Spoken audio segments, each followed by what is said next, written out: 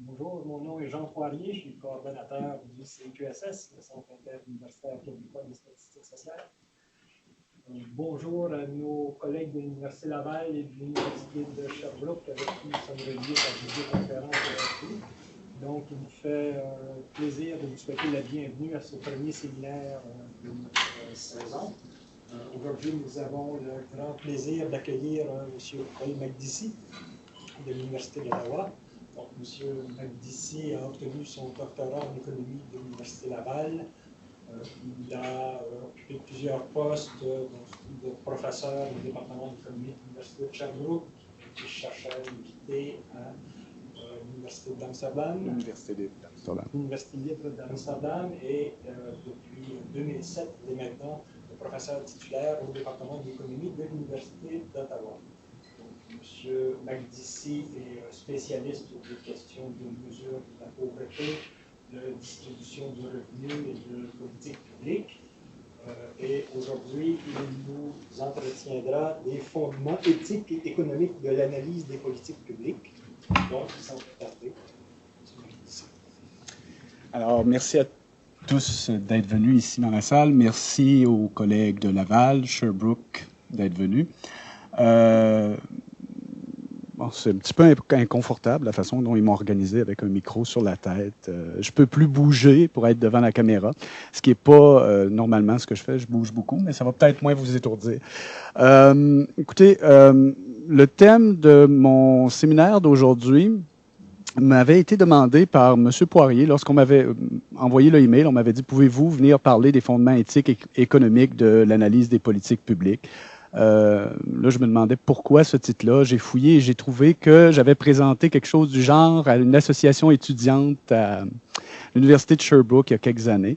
Et j'ai essayé de deviner qu'est-ce qu'on voulait avoir. Ce que je vais vous présenter aujourd'hui ne sera pas ce que j'ai présenté à l'association étudiante parce que c'était plus vulgarisé. Ce que je vais faire dans le séminaire d'aujourd'hui, dans un premier temps, je vais mettre le plan de la présentation. Dans un premier temps, je vais essayer de parler des fondements d'évaluation des politiques publiques. Dans le fond, ce que je veux faire, c'est ce que, je vois qu'il y a des économistes dans la salle que je connais, c'est ce que nous, économistes, on ne fait pas souvent. J'essaye d'expliquer pourquoi je vais faire pourquoi j'adopte une certaine approche. Il y a des raisons à adopter les approches que je vais adopter. Je vais me baser sur la littérature en philosophie politique post-rasienne pour justifier mon approche. Je ne suis pas un spécialiste de cette littérature-là, je suis un économiste, mais ce que je vais vous raconter, c'est ce que moi, j'en comprends. Et bien sûr, c'est le point de vue d'un non-spécialiste et pourquoi cette littérature-là m'amène à adopter une certaine position, une certaine approche d'analyse des politiques publiques en économie. Et ça, cette partie-là, je suis spécialiste de cette chose-là. Je pourrais répondre à des questions plus en profondeur là-dessus.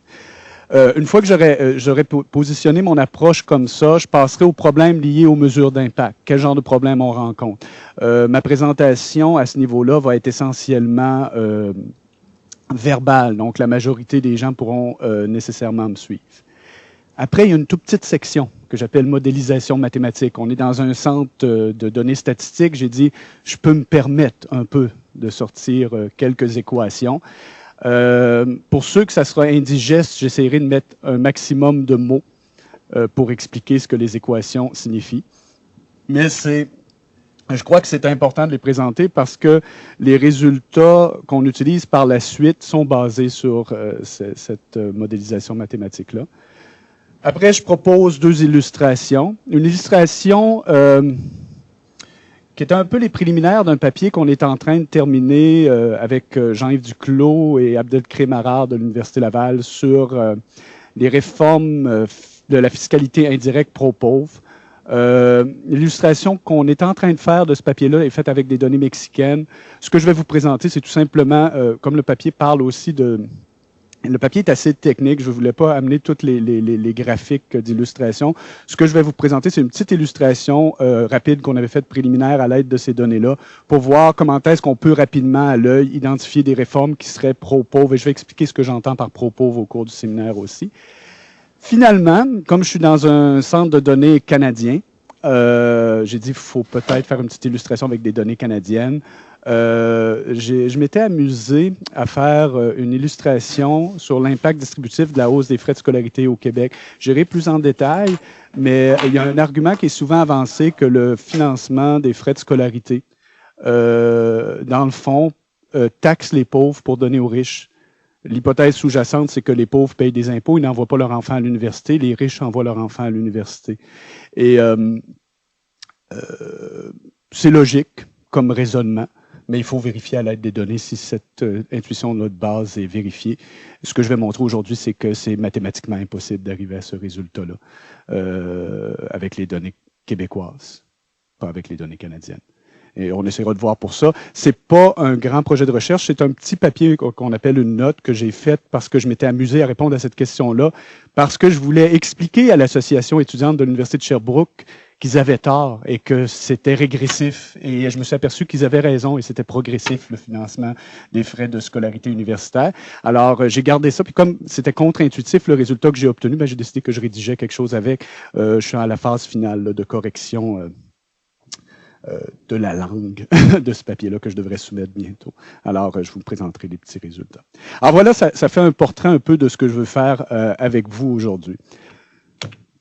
Alors, pour le fondement d'évaluation des politiques publiques, comment est-ce qu'on voit le problème? Pour les économistes parmi vous, c'est tout simplement un problème de Stackelberg. Hein?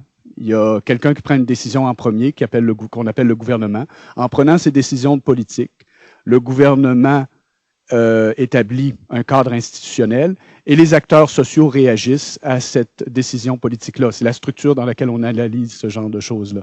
Et on appelle ça un jeu séquentiel. Le gouvernement joue en premier, puis les autres jouent en deuxième. Le gouvernement doit, en prenant sa décision, son action, prévoir ce que les acteurs sociaux vont avoir comme réaction. Lorsqu'on veut analyser comment est-ce que le gouvernement choisit ses politiques publiques, l'analyse, donc on essaye de voir quelle est la fonction objective du gouvernement, et si on analyse la fonction objective du gouvernement, on doit faire appel à des notions de justice sociale. Et les notions de justice sociale, où est-ce qu'on va puiser ça? Dans la philosophie politique, essentiellement. Comment est-ce qu'on peut dire qu'une situation sociale est bonne ou pas bonne? Essentiellement, ça prend des notions de justice, des notions d'éthique pour pouvoir répondre à cette question-là. En économie, normalement, on utilise une approche utilitariste. C'est bon si on augmente la satisfaction des gens, c'est pas bon si on diminue la satisfaction des gens. Et c'est généralement accepté, moins qu'avant. Parce que la littérature s'est développée, mais on peut dire qu'une grande part de la littérature en économique est basée sur cette approche-là, qui est probablement assez ancienne comme approche en philosophie politique. Maintenant, compte tenu du cadre institutionnel qui va être mis en place par le gouvernement qui prend ses décisions de politique, les individus vont adopter un comportement social. Comment est-ce qu'on analyse le comportement social? C'est analysé à l'aide de plusieurs approches, que ce soit l'approche économique, l'approche proposée par la sociologie, la psychologie sociale, etc. Et à l'aide de ces différentes réponses-là, on peut essayer d'intégrer un modèle, essayer de comprendre comment est-ce que les gens vont réagir aux politiques économiques. Et compte tenu des prévisions qu'on va faire du comportement, de la réaction des gens, on peut déterminer avant ou même après, en faisant des évaluations, si la politique nous permet bien d'atteindre l'objectif social qu'on s'était fixé. Donc, il y a deux dimensions. La première dimension qu'on va vouloir analyser, c'est la dimension de justice sociale. Et la deuxième dimension va être la dimension d'efficacité. Ce qui m'amène à poser deux questions. C'est straightforward. Qu'est-ce que la justice sociale? Qu'est-ce que l'efficacité économique? Ce qui va me permettre de répondre à la question qu'est-ce que la justice sociale? C'est la littérature en philosophie politique. Ce qui me répond... J'ai laissé passer un typo. Qu'est-ce qui va me permettre de répondre à qu'est-ce que l'efficacité économique?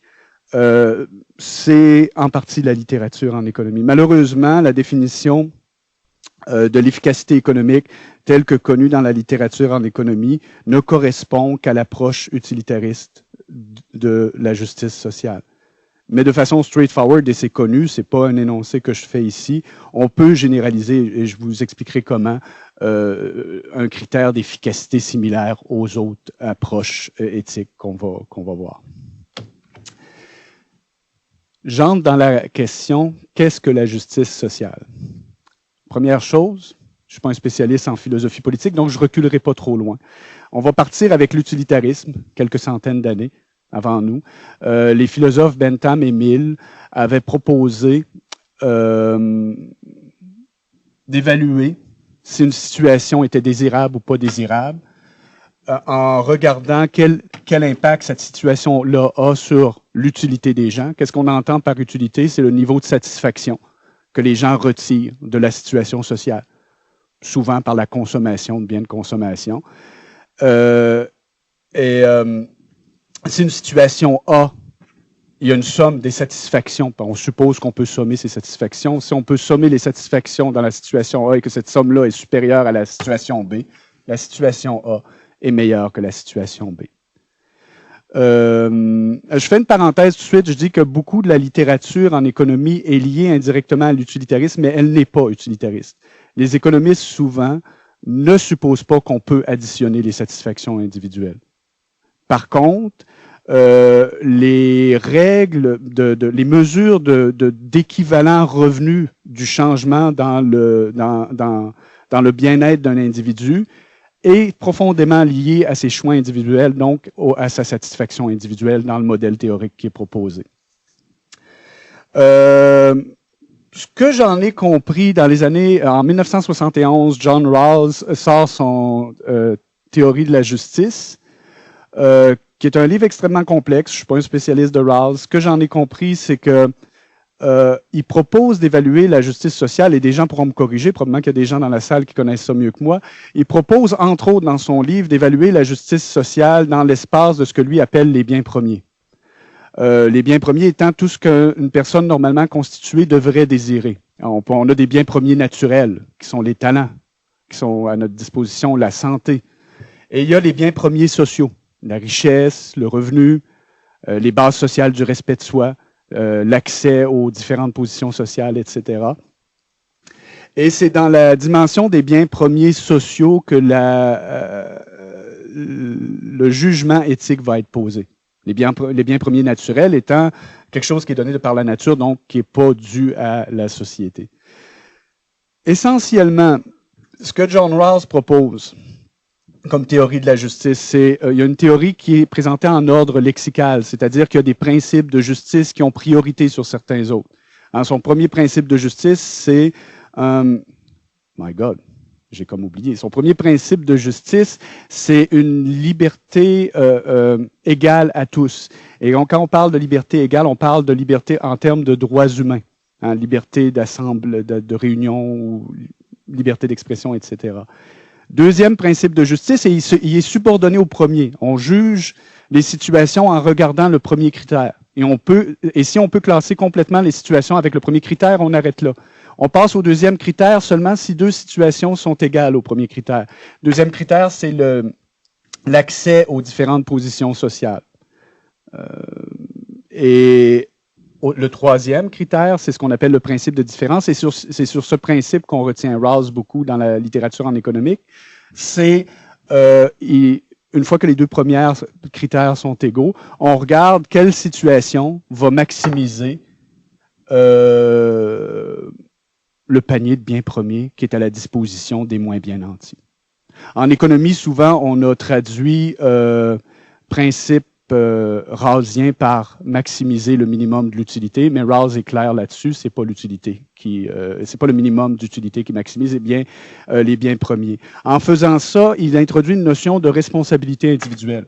La personne est responsable de la satisfaction ou du bonheur qu'il va avoir en ayant les ressources qu'on a mis à sa disposition. Donc, il rejette le fait qu'on doit se pencher sur les plaisirs ou les satisfactions individuelles. Différentes raisons peuvent être soulevées là-dessus. Une des raisons qui est proposée par Amartya Sen, qui est un des récipiendaires du prix en mémoire d'Alfred Nobel en sciences économiques de la Banque de Suède, ce que Sen donne comme exemple, il prend l'exemple suivant. Supposons que je prends monsieur ici, qui a l'air un jeune homme en forme, donc assez solide, assez robuste, et qu'il y a des personnes dans la salle qui aiment fouetter les gens. Si lui, la perte de satisfaction qui lui est induite par le fait qu'on le fouette est moins élevée que la somme des satisfactions que l'audience aurait ici de le voir fouetter, L'application stricte du principe utilitariste, qui est un principe conséquentialiste, c'est-à-dire la conséquence, on maximise l'utilité, quelle que soit la façon dont on y arrive, dicte, on l'attache et on le fouette. Ça peut sembler rigolo, ça se fait en pratique.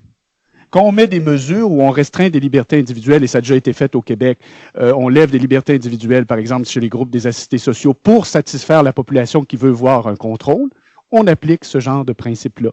Même s'il n'y a pas d'autre efficacité que de satisfaire la population qui veut voir un contrôle, on applique ce principe-là. Et c'est un exemple concret qui est directement lié à l'exemple théorique d'Amartya Sen du fouet d'une personne. C'est une application du principe utilitariste. Bien sûr, lorsqu'on parle du fouet comme ça, les gens disent « Oups, il y a un problème ». Le problème réside où? Le problème est qu'on a sacrifié la liberté individuelle de monsieur ici en l'attachant puis en l'obligeant à être fouetté. Donc, ça ne correspond pas à notre intuition minimale de justice ou une intuition de justice qui correspond à une société libérale, comme une société dans laquelle on vit. Donc, c'était une des raisons que Sen voyait de passer de l'utilitarisme à quelque chose d'autre. Par contre, Sen dit qu'on doit rejeter l'utilitarisme parce qu'il est purement conséquentialiste. Est-ce qu'on doit pour autant aller à l'autre extrême et avoir une justice qui est purement procédurale, purement basée sur la procédure? Avant de passer à ça, je vais passer à qu'est-ce qu'une justice procédurale.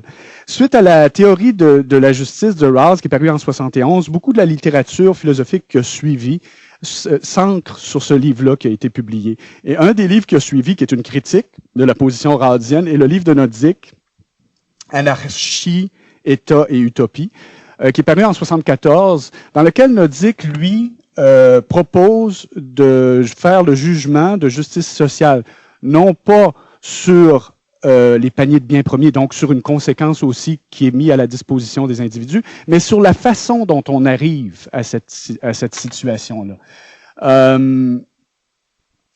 Ce que Nozick donne comme exemple, il donne un exemple qui est basé sur un joueur de basketball, Will Chamberlain, qui, pour justifier sa position, on va prendre Céline Dion, c'est connu de tous ici, c'est Philippe Van Paresse qui proposait cet exemple-là à la place pour être mieux compris chez les Québécois. Imaginez une société où tout le monde a des ressources égales. Et Céline Dion apparaît. Si je mets Céline Dion dans mon amphithéâtre, moi qui est propriétaire d'amphithéâtre et tout le monde a des revenus égaux aux miens, ça me permet de charger un petit peu plus cher, de façon libre, mes billets pour entrer voir Céline Dion, qui a un certain talent. Les gens, eux, sont contents d'aller voir Céline Dion et sont prêts à payer un petit peu plus leur billet pour aller la voir, pour avoir la chance d'aller la voir. Donc, moi, en tant que propriétaire, j'ai une espérance de profit, une espérance d'augmenter mes revenus au-dessus des revenus égaux que tout le monde a en amenant Céline Dion chez moi. Bien sûr, il faut que je la convainque de venir. Pour la convaincre de venir, qu'est-ce que je vais faire? Je vais lui offrir un salaire plus élevé que le salaire que tout le monde reçoit. Et là, Céline Dion vient chez nous. Donc, on est parti d'une situation initiale où tout le monde a des revenus égaux ou des ressources égales. Et par le fait que Céline Dion est dotée d'un talent qui n'enlève rien à personne, un talent qui est de chanter si on considère que Céline Dion est bonne, et je pense que c'est la considération de la majorité de la population, qui n'est pas la mienne, mais ça l'est. Là, si on considère que Céline Dion est dotée de ce talent-là, les gens librement vont acheter des billets pour aller voir Céline Dion. Ils sont pas malheureux, ils sont pas exploités. Ils ont des billets, ils achètent librement des billets. Le propriétaire fait un petit peu de revenus supplémentaires parce qu'il a réussi à convaincre Céline Dion, et Céline Dion probablement fait un revenu beaucoup plus élevé que tout le monde. Est-ce que c'est injuste? Et c'est la grande question de nous dire que c'est ça. Est-ce que c'est injuste, cette situation-là? Et c'est difficile de trouver un argument pour justifier que cette chose-là est injuste. Et c'est ce processus-là qui crée les inégalités en termes de revenus.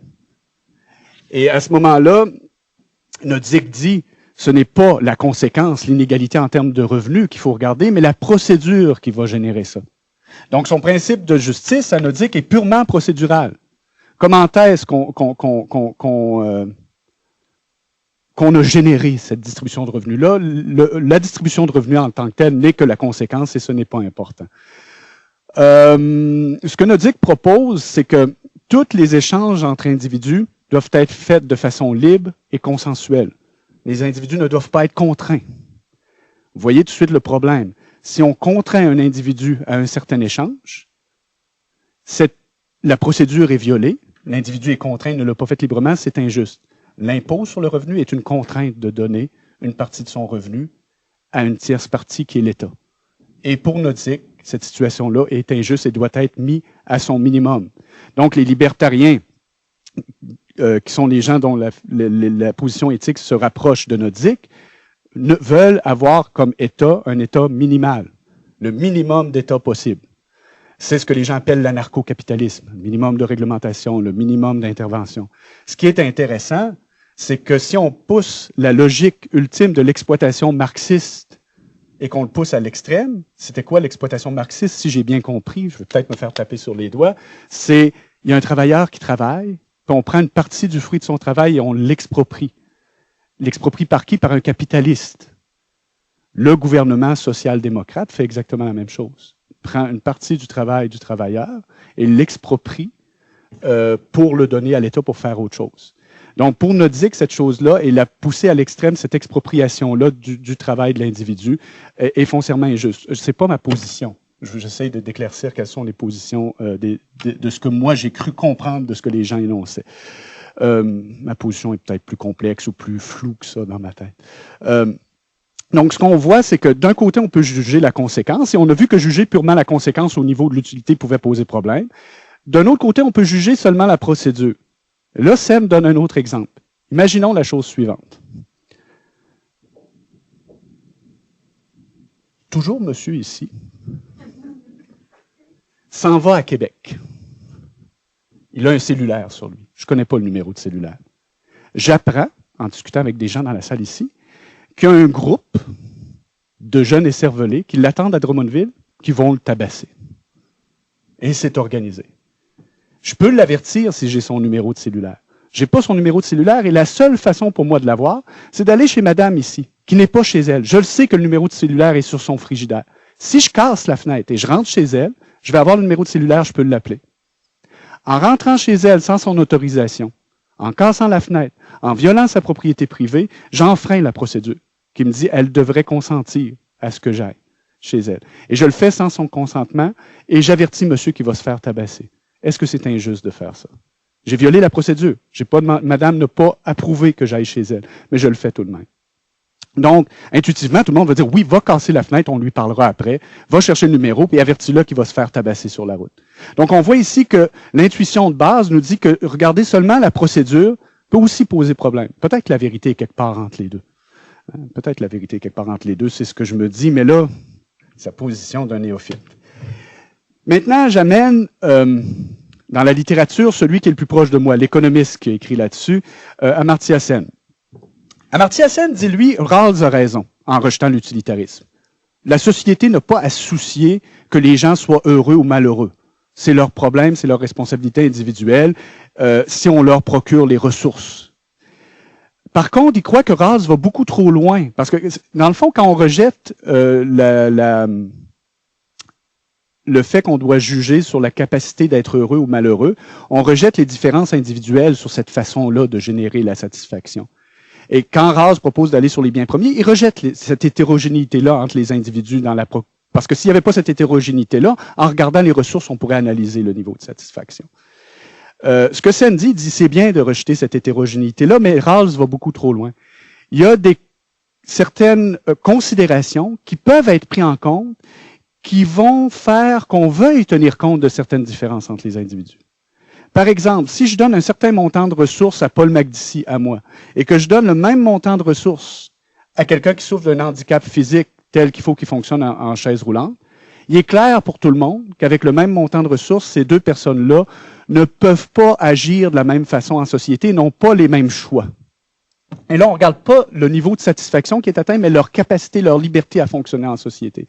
Donc, ce que Sen propose, c'est regardons plutôt la capacité de choisir parmi les différents modes de fonctionnement social qui est procuré aux individus avec les ressources qu'on lui a données. Donc, il va quelque part à mi-chemin entre ce que Rawls propose et l'utilitarisme.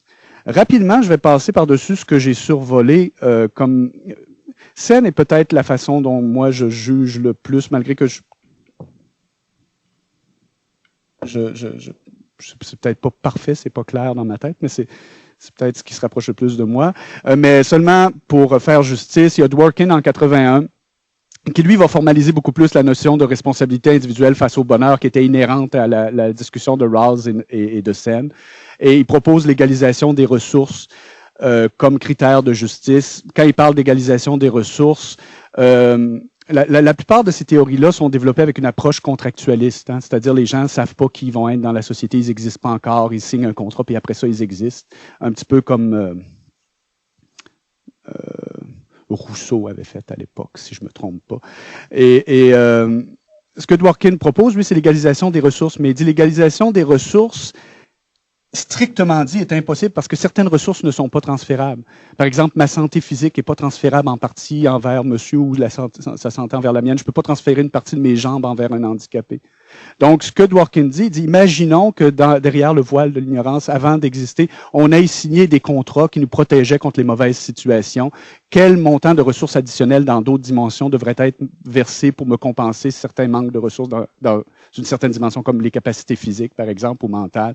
Et la situation va être juste si la situation d'égalisation des ressources tient en compte ces contrats d'assurance-là théoriques qui auraient dû être signés.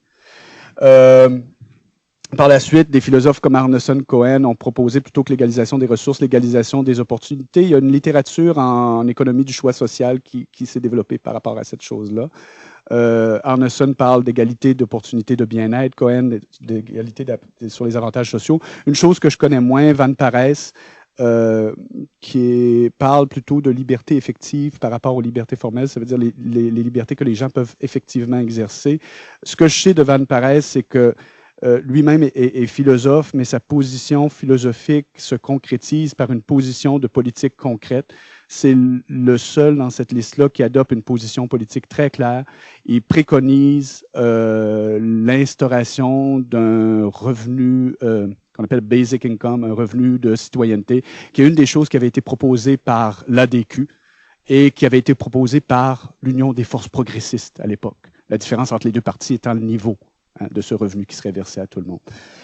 Donc, c'est une chose qui a été discutée. Je pense même le Parti libéral de M. Chrétien avait étudié la possibilité ou quel impact ça aurait sur le Canada d'instaurer ce genre de politique-là. Donc, Van Parijs a un impact réel comme philosophe au niveau des politiques économiques ou du moins des propositions de politique économique.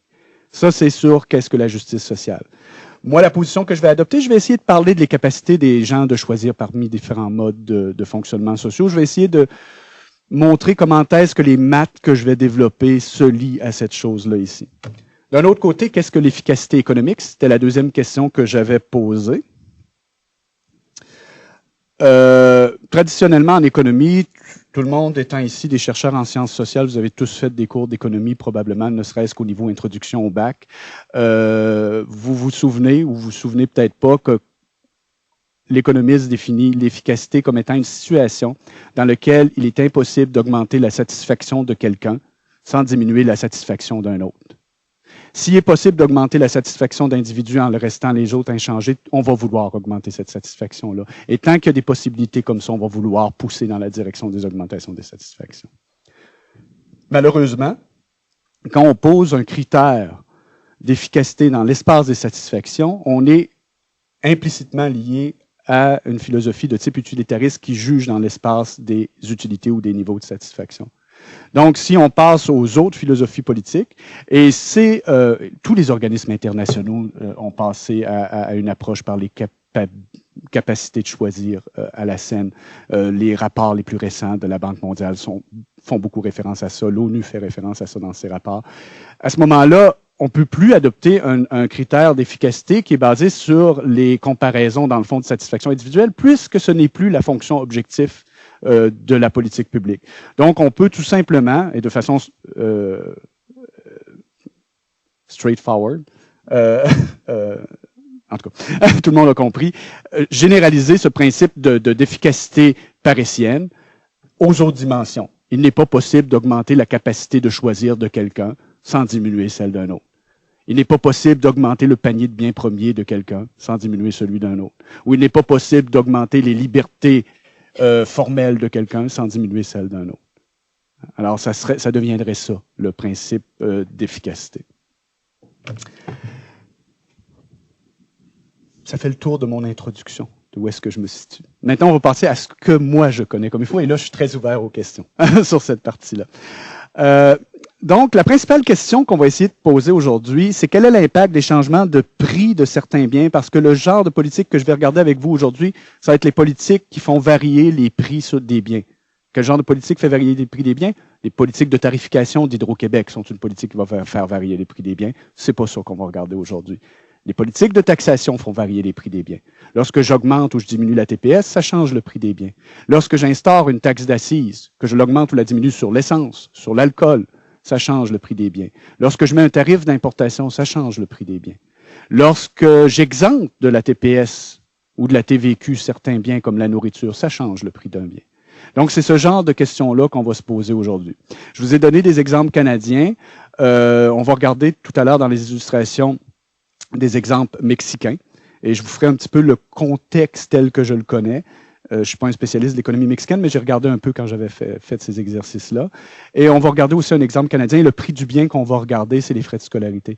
Ce qui est intéressant, c'est que j'ai pas la bonne base de données pour faire l'analyse que je voulais faire. Je l'ai faite à partir de l'EDTR. Il y a des problèmes d'inférence statistique à cause du manque de données dans ce que je fais. Par contre, ce qui est intéressant, c'est que comme j'arrive à un certain résultat,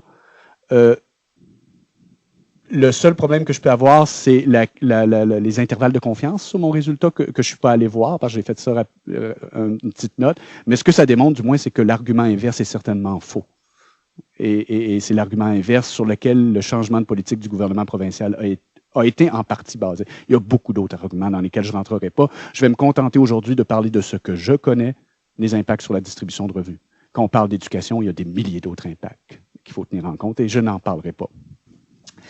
Donc, la principale question, c'est quel est l'impact des changements de prix de certains biens sur, on va dire, sur la pauvreté. Donc, un certain groupe de personnes dont on va voir leur capacité, dans le fond, à choisir changer, ou l'inégalité si on veut regarder l'ensemble de la population. Lorsqu'on pose cette question-là, on bute à des problèmes importants. Et l'objectif que j'ai aujourd'hui, c'est de montrer comment certains de ces problèmes peuvent être en partie contournés. Pour les plus vieux d'entre vous, vous vous souviendrez que durant les années 90, et c'est ce qui a stimulé mon intérêt quand j'étais étudiant au doctorat, c'est ce qui m'a fait poser les questions qui m'ont amené à rédiger la thèse que j'ai rédigée. Il y avait le Conseil du bien-être social qui, année après année, sortait un rapport dans lequel il découvrait ou il disait que la pauvreté augmentait année après année au Canada. La réaction du gouvernement et de Statistique Canada était de dire ces gens-là ne comprennent pas ce qu'ils font. Il n'y a pas de pauvreté au Canada, il y a un seuil de faible revenu. Il y a des gens, le faible revenu augmente, mais la pauvreté, on ne sait pas. C'est le faible revenu, il faut distinguer les deux. Pour un théoricien de la mesure, un faible revenu ou une banane ou un gâteau ou une ligne, puis on regarde ce qui se passe en dessous, c'est une analyse de pauvreté. Ce qui importe, dans le fond, c'est le niveau auquel on le fixe. Et il est bien possible que le niveau qui était fixé par ce seuil de faible revenu-là n'était pas le bon. C'est une possibilité. Ce que le Conseil du bien-être social démontrait, c'est qu'il y avait, pour au moins un des seuils potentiels qu'on pouvait choisir, une augmentation. Et ça ne veut pas dire que l'augmentation, est-ce que cette comparaison-là était robuste? Peut-être que si on prenait un autre seuil, la conclusion aurait changé. Peut-être. Peut-être si on prenait un autre indice, la conclusion aurait changé. Donc, ça nous amène à poser des questions comme ça. Mais aujourd'hui, ce qu'on va essayer de voir, c'est pas comment est-ce qu'on compare la situation en 95 avec 96 ou 96 avec 97. C'est on a une situation de départ et on veut l'améliorer. Quelle politique on peut faire pour l'améliorer? Donc, ce que nous, on va chercher, c'est à identifier des changements marginaux de la fiscalité indirecte. Quand je parle de changements marginaux, c'est de petits changements. Je ne me crois pas assez pour faire une révolution. Je vais y aller petit à petit dans mes changements de politique, qui seront considérés pro-pauvres pour un large éventail d'indices et de seuils de pauvreté. Alors, vous remarquez ici, j'introduis un terme qui est le terme pro-pauvre. Qu'est-ce qu'on entend par pro-pauvre? C'est la mode des dernières années. On parle plus de politiques qui font diminuer de la pauvreté. On parle, est-ce que la croissance a été pro-pauvre? Est-ce que les politiques ont été pro-pauvres? Qu'est-ce qu'on sous-entend par pro-pauvre? Toutes sortes de choses. Mais intuitivement, si on regarde ce que les gens font, ils essayent de voir s'il y a un gain lors d'une certaine réforme ou lors de la croissance économique pour l'ensemble de la société, est-ce que les pauvres ont eu leur juste part de ce gain-là? Et s'ils ont eu leur juste part de ce gain-là, il reste à définir c'est quoi cette juste part-là, la croissance ou le changement de politique a été pro-pauvre. On y reviendra un petit peu plus loin, comment on le formalise mathématiquement. Pour ceux qui sont intéressés, d'ici quelques semaines, j'aurai un papier de rédiger là-dessus. J'ai pas le choix, je le présente au Luxembourg, donc il doit être terminé. Donc d'ici quelques semaines, j'aurai un papier prêt là-dessus. Ce que je vous présente aujourd'hui, c'est une des approches pro-pauvres qu'on propose dans le papier. Il y en a d'autres dont je rentrerai pas dans les détails, qui sont plus touchés un petit peu. La méthodologie qu'on va adopter, on va considérer deux biens, le bien J et le bien L. Banane, pomme. Et on va déterminer si une augmentation de TJ, la taxe sur le bien J, la taxe sur les bananes, qui permettrait de financer une baisse de la taxe sur les pommes, elle, serait pro-pauvre. Intuitivement, si je taxe les BMW, puis que je me sers de tout ça pour baisser ou de subventionner le ballonné, je pense que ça devrait être pro-pauvre. J'enlève des ressources aux riches, je les donne aux plus pauvres. C'est un petit peu ça qu'on cherche. Mais peut-être avec des biens un petit peu plus complexes qui sont consommés par tout le monde. Pour simplifier, et quand à chaque fois que je dis cette phrase-là, je me fais taper sur les doigts par mes collègues qui font des modèles d'équilibre général, etc. Je suppose les prix aux producteurs constants. Est-ce que c'est une hypothèse qui est forte? Si on regarde des biens dont les prix sont fixés sur les marchés mondiaux, c'est pas trop fort comme hypothèse. Et que notre économie est assez petite. OK. Première difficulté de mesure qu'on va rencontrer. L'estimation de l'impact d'un changement de prix sur le bien-être du consommateur doit être évaluée. Lorsqu'on fait ce genre d'évaluation-là, normalement on fait une approche utilitariste, mais lorsqu'on fait ce genre d'évaluation-là, les résultats vont être extrêmement sensibles aux hypothèses théoriques et économétriques qu'on a faites sur ce que représente le bien-être du consommateur. Dans la présentation qu'on va faire aujourd'hui et dans l'approche que moi je préconise, on se concentre sur les réformes de la fiscalité marginale. Et ce que je vais montrer, c'est qu'on n'est pas obligé de faire... Mon Dieu, il y a un saut. OK. Il y a une ligne qui a sauté. Lorsqu'on fait des hypothèses théoriques économétriques, c'est pour trouver un optimum global du système fiscal. Donc, c'est une espèce de cadre théorique. On se dit, mon Dieu, je veux trouver le meilleur système fiscal qui peut exister compte tenu de mon objectif. Théoriquement, c'est beau. Dans la pratique, on ne fait pas ça. Dans la pratique, on dit, j'ai un certain système fiscal. Comment est-ce que je peux l'améliorer? Donc, aujourd'hui, c'est ça qu'on va regarder, les réformes de la fiscalité qui sont marginales. On va considérer deux types de réformes dont je vais vous parler aujourd'hui. Le premier type de réforme va tout simplement diminuer la taxe sur un bien. C'est le genre de politique qu'on voit. On l'a vu avec le gouvernement conservateur. On diminue la taxe sur les biens de consommation. Est-ce que c'est pro-pauvre ou pas pro-pauvre? Résultat théorique qu'on a qu'on a développé dans le papier, si on a une définition que j'appelle absolue du critère pro-pauvre, il est impossible d'avoir une diminution de taxe qui est pro-pauvre, sauf si le bien est un bien inférieur. Qu'est-ce qu'on entend par un bien inférieur? C'est un bien dont la consommation diminue lorsque le revenu augmente. Ballonné, par exemple. Si on diminue la taxe sur le ballonné, ça devrait être pro-pauvre. Tous les autres biens, qu'on appelle les biens normaux, ça ne sera pas pro-pauvre, une diminution de taxes. Pourquoi? Parce que les riches consomment plus que les pauvres. Donc, si on diminue les taxes, les ressources qui vont vers les riches sont plus élevées que les ressources qui vont vers les pauvres. C'est extrêmement simple à comprendre. Mathématiquement, c'est un petit peu plus touché là, à convaincre les gens. Deuxième type de réforme qu'on va regarder, qui est un type de réforme. Le premier type de réforme, ça s'adapte bien au Canada. On est dans une situation où on fait surplus après surplus. Qu'est-ce qu'on fait avec ces surplus? On peut baisser les taxes. Il y a d'autres types de réformes qui peuvent être intéressantes aussi. On diminue une taxe, mais on augmente la taxe sur un autre bien pour financer ça, pour rester dans le cadre d'un budget équilibré. Ça veut dire, si on a un budget on ne veut pas ni augmenter le surplus, ni diminuer le surplus, ou ni augmenter le déficit, ni diminuer le déficit. Pourquoi on adopte cette position-là d'analyser les réformes fiscales marginales plutôt que les optimums globaux? Ben, on fait une petite référence à l'autorité. Martin Feldstein, en 1975, lui avait dit que les changements réels de systèmes fiscaux se font tranquillement et par morceaux. Donc, d'analyser ça de cette façon-là, c'est probablement plus approprié que de dire voici l'optimum global. On fait une révolution, on change tout et c'est vers ça qu'on s'en va. Donc, le système fiscal actuel, lorsqu'on fait une analyse, va servir de point d'ancrage pour l'analyse de la réforme fiscale. Ce qui est intéressant, c'est que l'évaluation des impacts distributifs de la réforme fiscale marginale, dans ce contexte-là, ne requièrra pas d'estimation de fonction de demande individuelle ou de fonction d'utilité. Il peut être directement déterminé à partir des données observées. Deuxième difficulté de mesure. Et je vais n'en voir que deux aujourd'hui, je pourrais en rajouter si je faisais un séminaire plus long, plus technique.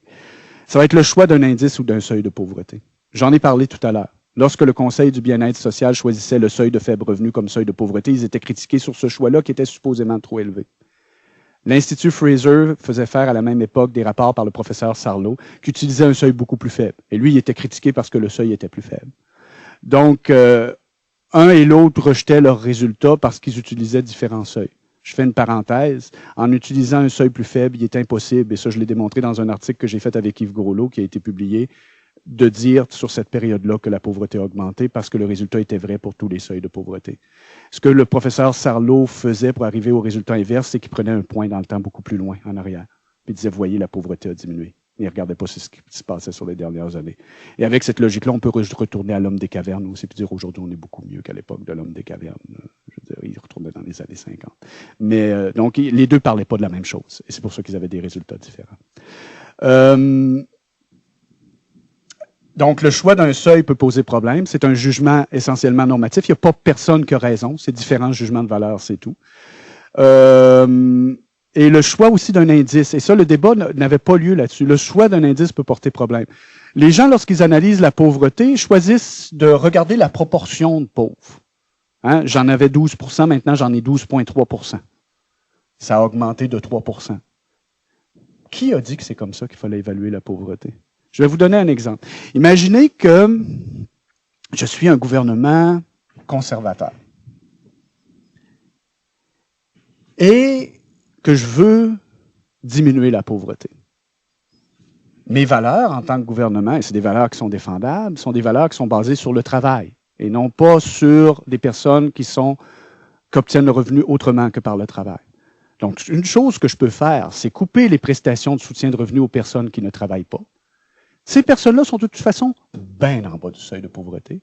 Prendre les ressources que j'ai économisées et donner des politiques de supplément au revenu de travail pour ces gens-là qui ont de la vigueur, qui travaillent fort. Et ces gens-là qui étaient juste en dessous du seuil de pauvreté vont passer au-dessus du seuil de pauvreté. Qu'est-ce qui se passe avec une politique comme ça si j'utilise un indice de pauvreté qui calcule la proportion de pauvres? J'ai enlevé des ressources à des gens très pauvres, qui étaient pauvres, qui sont demeurés pauvres. Ils n'ont pas augmenté la proportion de pauvres, ils étaient là avant, ils sont restés là.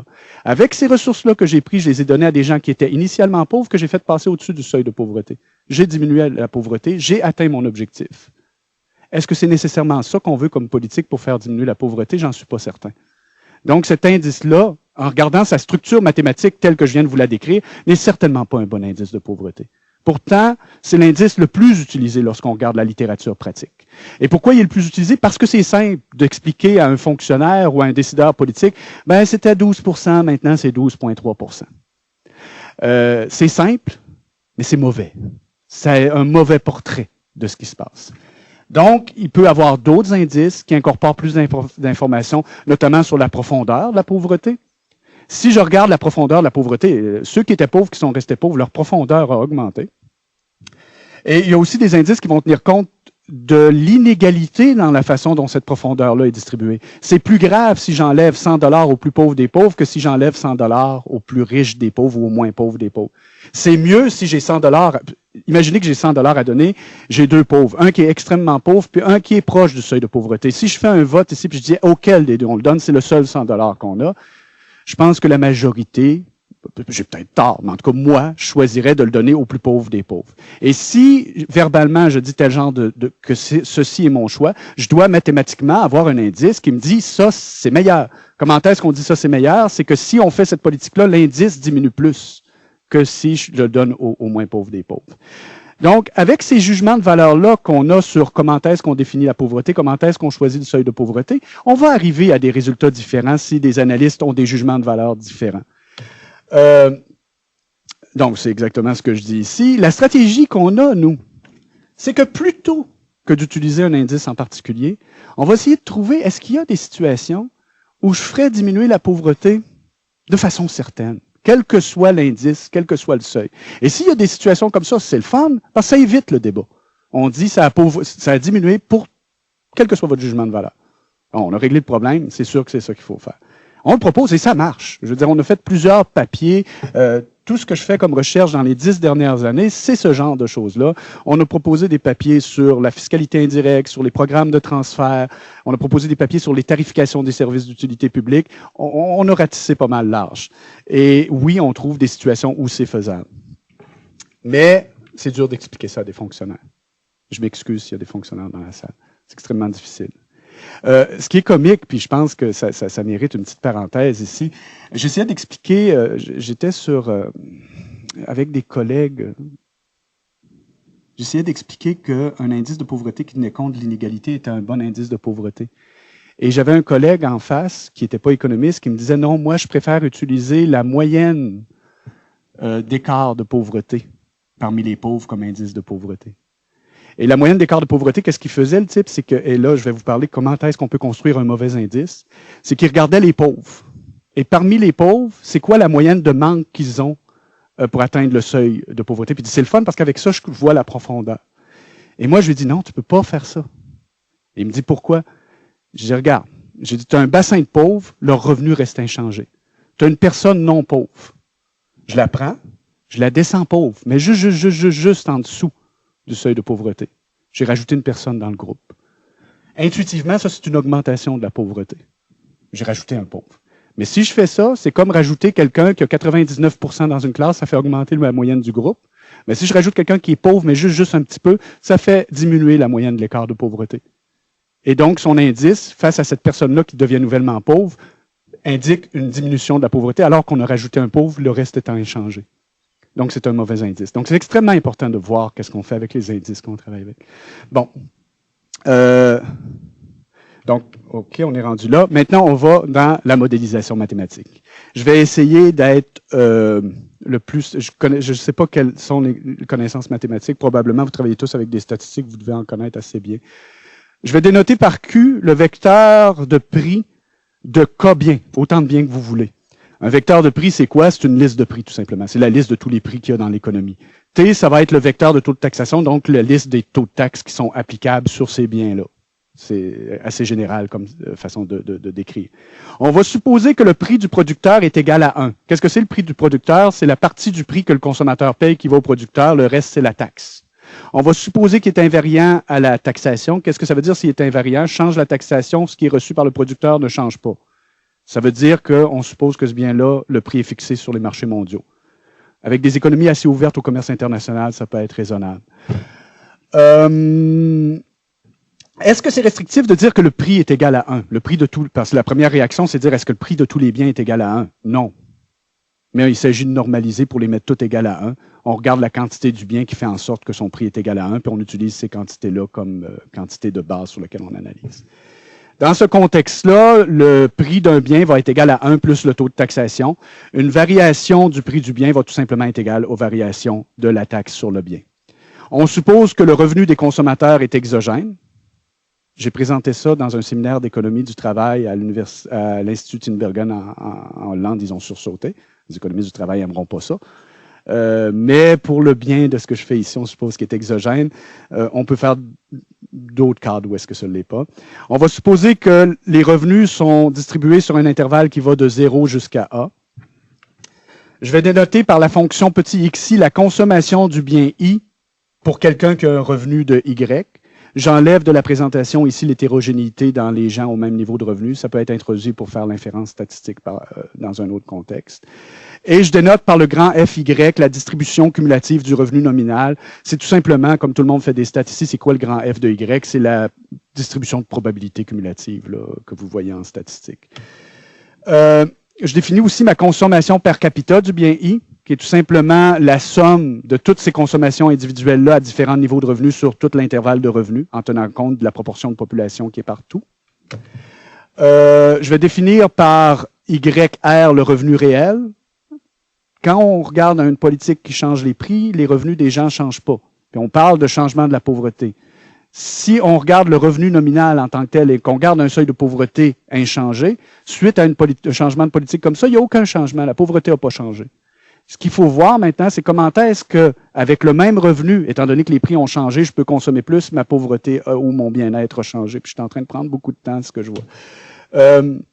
Le prix de référence à laquelle on va se fixer, ça va être le vecteur de prix observé au point de départ. Donc, c'est le système fiscal actuel qui sert de point d'ancrage.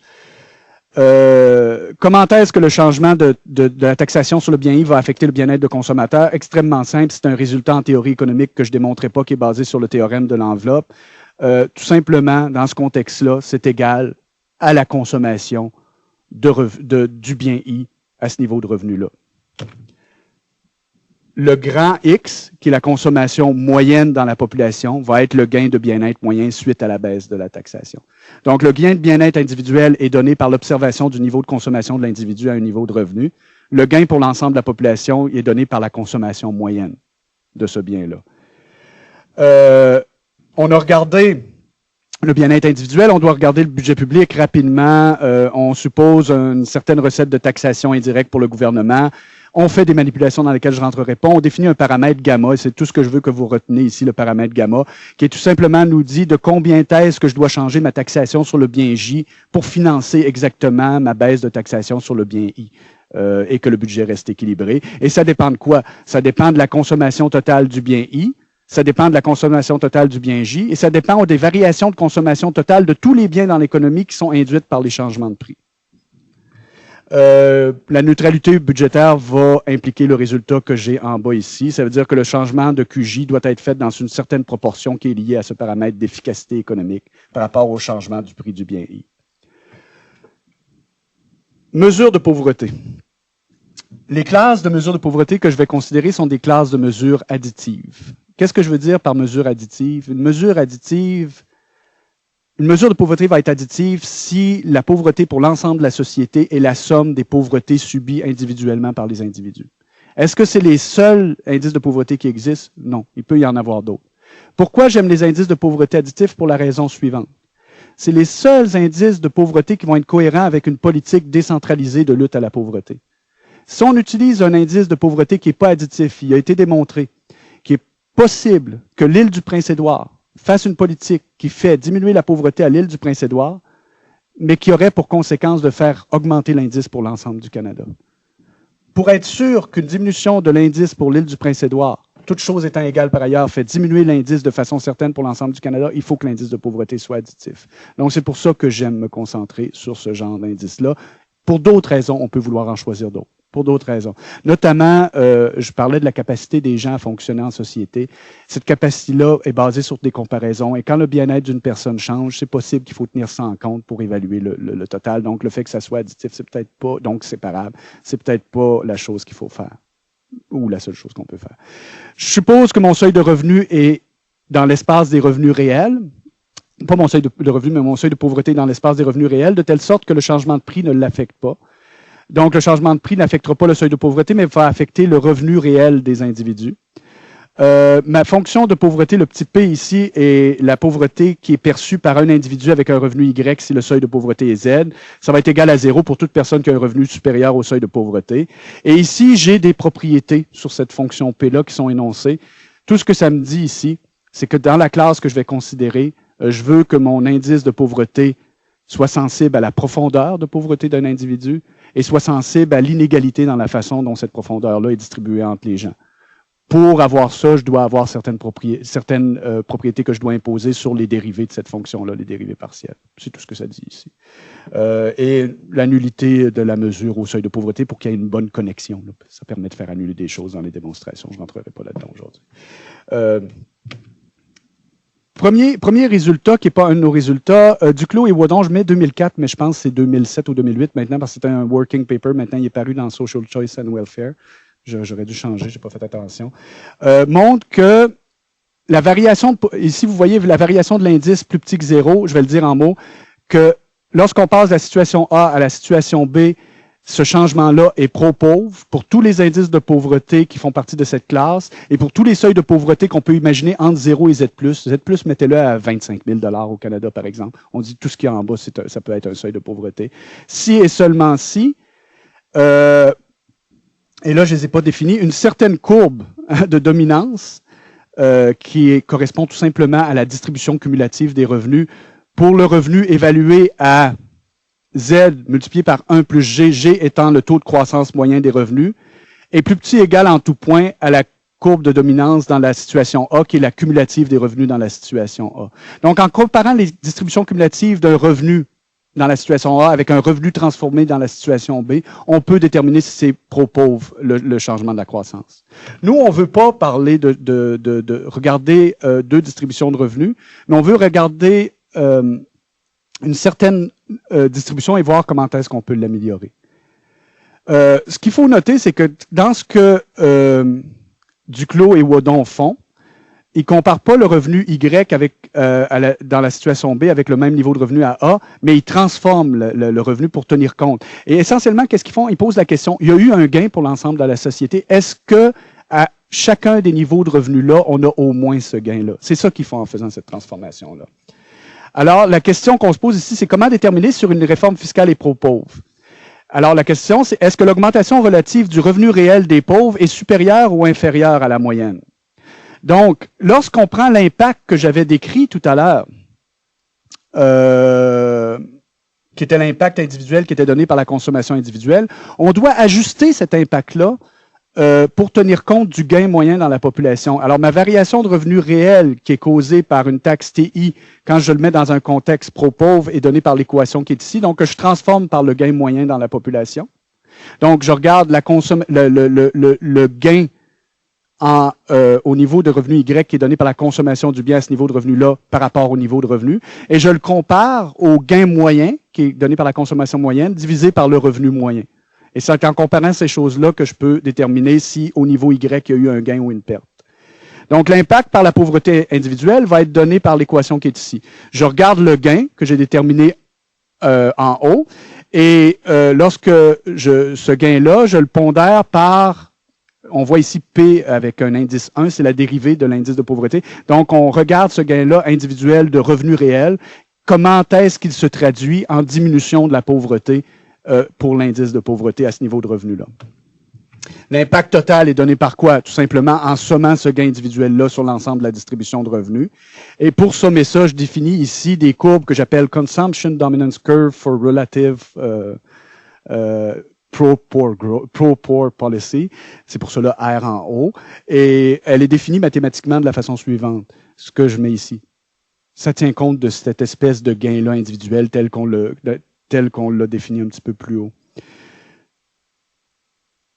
Ce qui est important de retenir, c'est que de façon facile, il est possible de tracer ces courbes-là. Retenez que ces courbes-là, on peut les construire. Ce qui est extraordinaire, c'est qu'on a un premier théorème qu'on peut démontrer.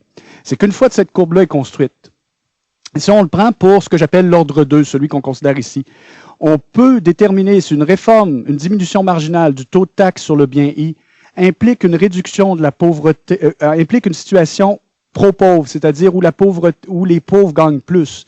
Et ceci pour tout indice de pauvreté qui a de l'aversion pour l'inégalité et qui est sensible à la profondeur, et pour tout seuil de pauvreté sur un intervalle qu'on se fixe, si et seulement si, la courbe que j'ai définie précédemment pour l'ordre 2, j'aurais dû mettre un 2 au lieu de S ici, est positive sur tout l'intervalle de seuil de pauvreté considéré. Donc, c'est possible d'identifier en utilisant ce critère-là.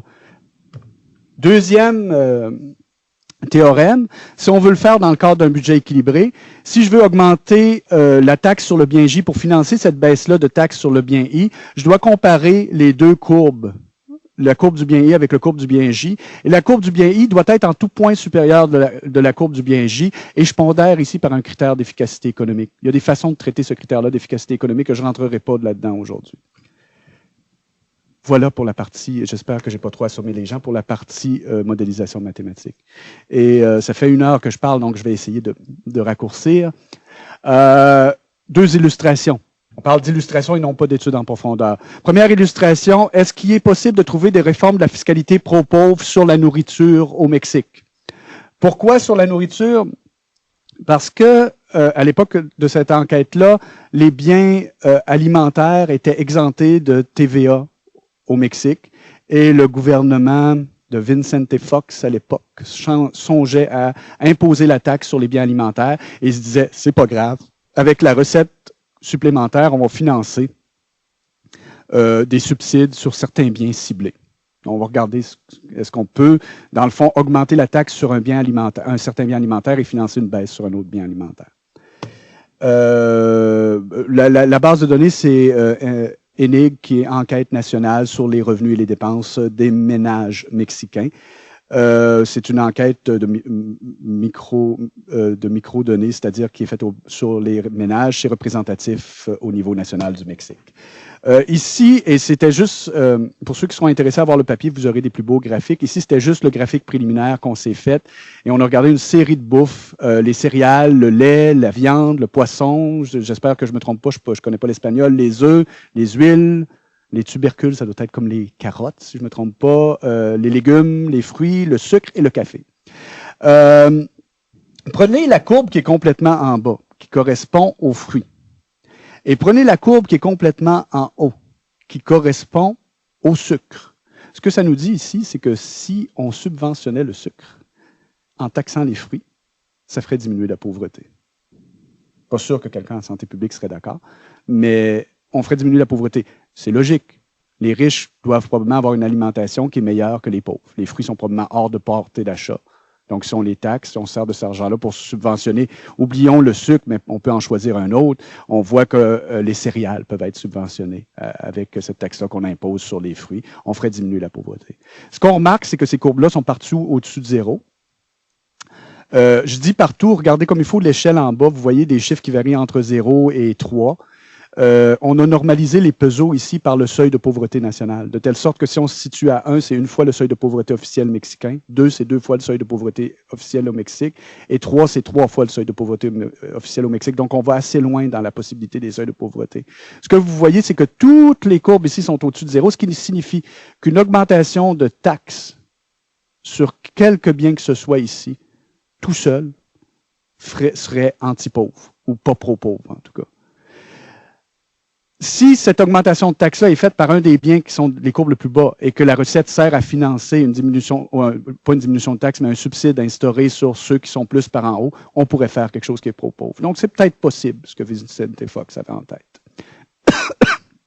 C'est une première illustration. Deuxième illustration. On va regarder la hausse des frais de scolarité au Québec. Ça a été fait récemment. Les frais de scolarité ont commencé à augmenter au Québec. Essentiellement, il y a un rapport Bourgogne du Cyrano qui est sorti sur ça. Ils ont sorti toutes sortes d'arguments. Bien sûr, d'autres personnes que les économistes se sont prononcées sur ces questions-là. Moi, je vais reprendre un des arguments qu'on a retrouvé dans cette littérature-là, l'argument que moi je connais, l'argument sur la distribution de revenus. Il y a Moussali, je ne sais pas comment prononcer, Sergier et Vaillancourt, en 2007, qui vont dire que les dépenses publiques en éducation supérieure pourraient être régressives au Québec, et j'ai lu leur article, ils disent pourraient, parce qu'eux, ils construisent un exemple dans leurs articles d'une société à deux ménages. Un ménage riche, un ménage pauvre. Et dans leur exemple théorique, le ménage pauvre paye des taxes pour envoyer le ménage riche à l'université. Et ils disent, ah, ça c'est régressif.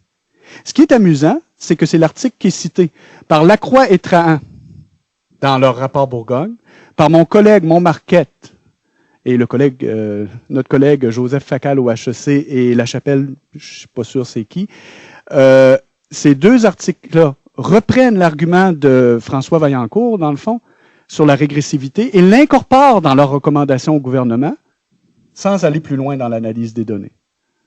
Et c'est extrêmement intéressant parce que c'est un des arguments qui sortent. Dans le fond, lorsqu'on subventionne les frais de scolarité, on prend de l'argent aux pauvres avec la taxation générale et on le transfère aux riches. Moi, ce que je me dis, on a des bases de données au Canada. Dans le DTR, j'ai l'information combien de personnes dans le ménage vont en éducation supérieure.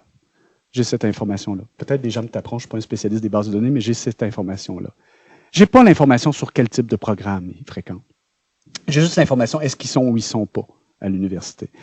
Ce qui est intéressant, c'est que la façon dont on a augmenté les frais de scolarité d'un montant égal pour tous, seule cette information-là de combien de gens fréquentent dans le ménage est nécessaire pour que je puisse faire mon analyse distributive.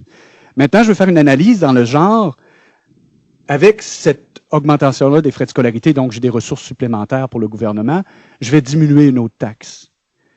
Quelle taxe je vais diminuer? Ben là, c'est assez arbitraire. Ce que j'ai dit, c'est qu'on va diminuer le fardeau fiscal. Si on regarde un petit peu la littérature sur le fardeau fiscal au Canada, ce qu'on sait, c'est que si on fait une réduction globale du fardeau fiscal, avec cette recette supplémentaire-là, ça devrait être, si on regarde la structure actuelle, proportionnelle aux revenus. Parce que le fardeau fiscal dans son ensemble est à peu près proportionnel aux revenus au Canada et non pas progressif comme on le pense. Si on regarde l'ensemble du fardeau fiscal. ce qui est intéressant, c'est que l'argument de Moussali et Vaillancourt, qui a été repris par Lacroix et Trahan, Montmarquette, Facal et La Chapelle, cet argument-là a dû avoir une influence sur sur le gouvernement, puisque ces recommandations-là étaient adoptées. Ce qui est extrêmement intéressant, c'est qu'on m'avait invité devant le Conseil supérieur de l'éducation à l'époque parce que Lacroix et Trahan avaient sorti cet argument-là, et un des fonctionnaires m'avait dit, viens présenter, voir s'il a raison. Je suis allé avec les résultats que je vais vous présenter aujourd'hui. Le sous-ministre est sorti pendant ma présentation, donc son idée était déjà faite. Ce que je vais me poser comme question, c'est est-ce que les données statistiques confirment cette intuition-là? Parce que l'intuition est pas illogique. Donc, je regarde le DTR 2002, c'est la seule que j'avais accès. Je l'ai faite en dehors du SIX, donc c'est la seule que j'avais accès. La fonction de bien-être social, maintenant, plutôt que de supposer une fonction de pauvreté, je regarde une fonction de bien-être social. Ça veut dire je regarde le niveau de bien-être sur l'ensemble de la population. Je mets le petit U ici par référence à l'utilité, mais on peut le voir autrement que comme utilité. Voyez-le comme une évaluation sociale du niveau de bien-être au niveau de revenu Y, est donnée par la chose suivante. Donc, on somme les bien-être individuels. On va se concentrer sur les indices de la classe suivante. Donc, c'est les indices qui sont dans la classe tel que décrit mathématiquement ici, c'est tous les indices de bien-être, toutes les fonctions objectives qui ont de l'aversion pour l'inégalité. Et il faut avoir de l'aversion pour l'inégalité pour penser à progressif, régressif. Rapidement, sans aller dans les démonstrations, je peux déterminer si une réforme fiscale qui augmente marginalement les frais de scolarité, c'est ce qu'on fait, pour chaque étudiant et réduit proportionnellement au fardeau fiscal général, va réduire le bien-être si la courbe de concentration du nombre d'étudiants, et non pas de ce qui paye, mais du nombre d'étudiants qui est décrite ici, est supérieure en tout point à la courbe de Lorenz. La courbe de concentration, c'est quoi? C'est on regarde le nombre d'étudiants total et on regarde la proportion de ces étudiants-là qui sont à chaque quintile de revenus. Donc, P va de 0 à 1, quantile, donc le premier 10 le 20 quelle proportion d'étudiants sont là, etc.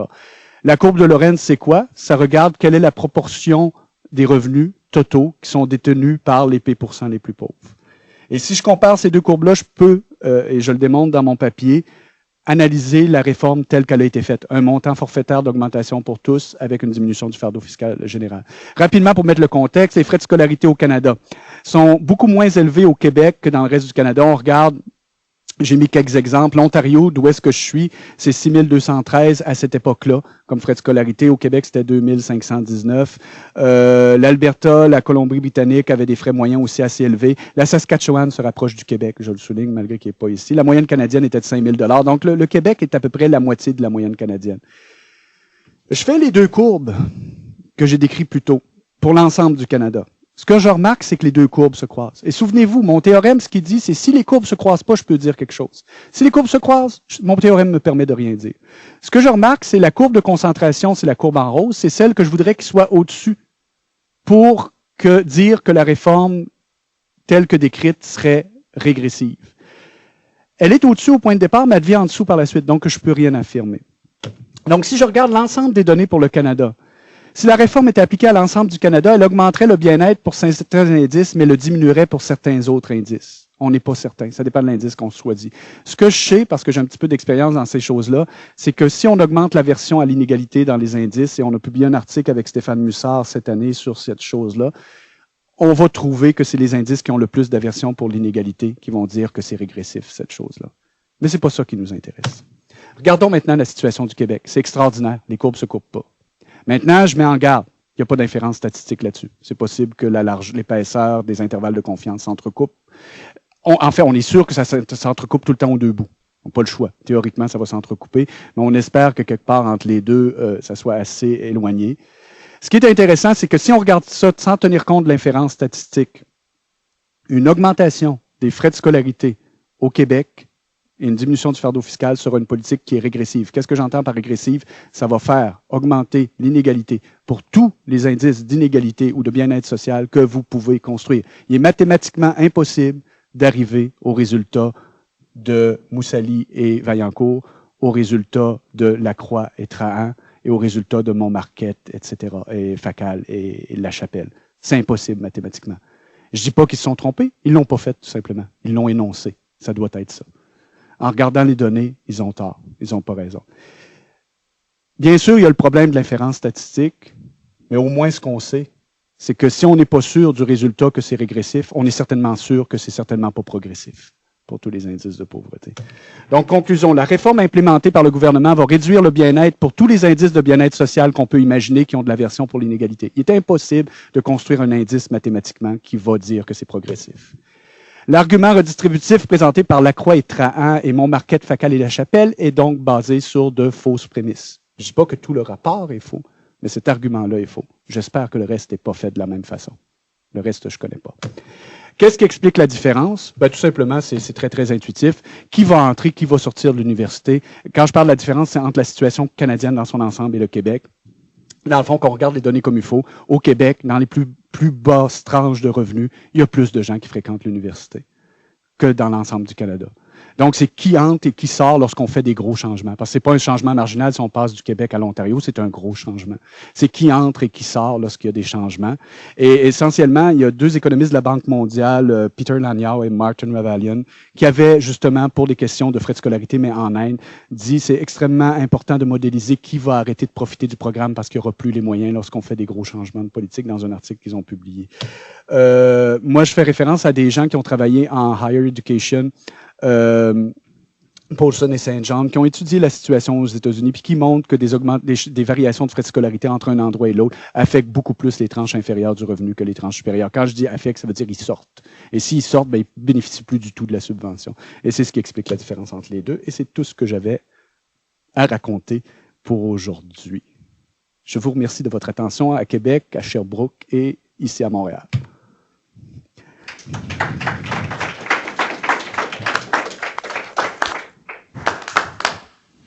Merci, M. Medici, pour cette présentation fort dense, mais aussi fort stimulante, que j'ai beaucoup appréciée. Donc, je vous cède la parole. On peut peut-être commencer par nos collègues de l'extérieur. Est-ce qu'il y aurait des questions, des remarques à l'Université Laval? Pas pour l'instant. Non, donc, est-ce que quelqu'un aimerait briser la glace? Je les ai tous assommés. C'est bien, on va finir de bonheur.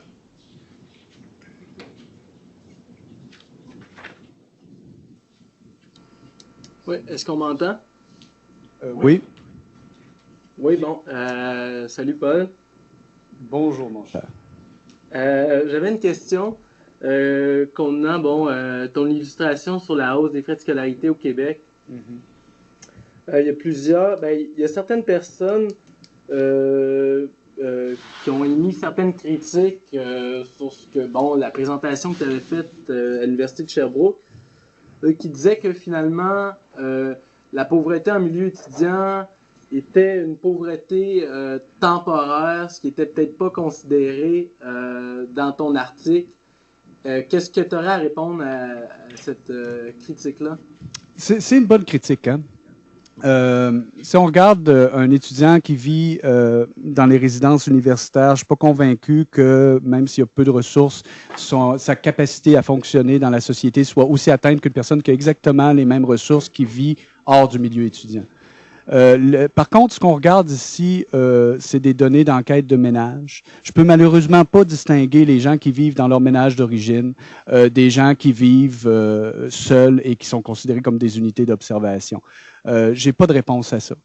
Par contre, ce que je peux dire, c'est que de faire, avec les informations qu'on a, si moi j'arrive à cette conclusion-là, de faire la conclusion inverse que certains autres ont faite, ils peuvent pas la faire non plus. Si j'ai pas l'information, on n'a pas pour le faire dans l'autre sens. Maintenant, écoute, si un étudiant manque de ressources, probablement aussi qu'il manque de temps pour bien étudier. Donc, c'est peut-être quelque chose dont on doit se soucier. La pauvreté chez un étudiant n'est pas aussi souffrante socialement que pour un individu hors du milieu d'études, mais ça peut causer des contraintes qui peuvent nuire à son... et ça, c'est pas moi le spécialiste là-dedans, c'est une hypothèse que je fais, qui peuvent nuire à sa performance scolaire. Donc, petite hypothèse. Mais la critique est bonne, oui. Puis aussi, il y a tout un discours au niveau de la pauvreté en milieu étudiant qui fait référence à certaines revendications qui sont amenées notamment par rapport à l'autonomie des étudiants face à leurs parents. est-ce qu'il n'y a pas là justement une considération éthique qu'on pourrait incorporer dans le modèle, à savoir si on considère les étudiants comme autonomes ou non? C'est deux considérations qui sont différentes, hein, parce que l'étudiant soit autonome ou pas autonome, son niveau de pauvreté tel que vécu dans son microcosme étudiant va rester le même. Maintenant, ce que tu as derrière la tête qui est probablement important, si quelqu'un a des parents riches et stupides, est-ce qu'il doit payer pour cette stupidité-là? Et on a tous été étudiants ici. Et on en a connu des gens alentour de nous dont les parents disaient des choses. Parce que je suis un petit peu plus vieux, par exemple. Je paye pas pour l'éducation d'une fille. Moi, tu as une technique de cégep, c'est correct. Va travailler. Et ça, je l'ai entendu à mon époque à moi. J'imagine qu'aujourd'hui, ça n'existe plus. Mais à mon époque à moi, j'avais entendu ce genre de choses-là. On peut entendre des parents qui disent « je paye pas pour l'éducation d'un gars aujourd'hui », probablement. Mais il y a des parents qui vont refuser de payer. Est-ce que, à ce moment-là, l'étudiant a payé à ça? Il y a aussi des mauvaises identifications de quels parents ont des ressources qui peuvent mettre certaines personnes en péril lorsque... et oui, je serais d'accord pour l'autonomie. Quand une personne a plus que 18 ans, on devrait le considérer comme citoyen à part égale et regarder ses ressources à lui s'il veut prendre son indépendance des parents. Merci. Mais c'est ma position individuelle.